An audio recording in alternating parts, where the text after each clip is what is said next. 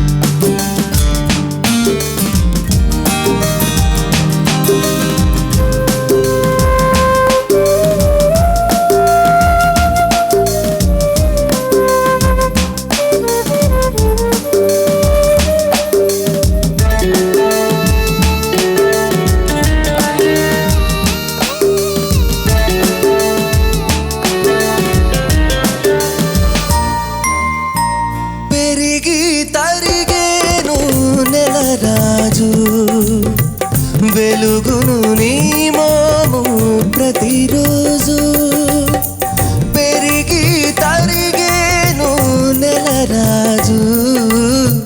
వెలుగును నీ మోము ప్రతిరోజు ప్రతిరే పున్నమిలే నీతో ఉంటే కలిసే కళ్ళలోనా కురిసే పూలవానా విరిసెను ప్రేమలు హృదయానా కలిసే కళ్ళలోనా.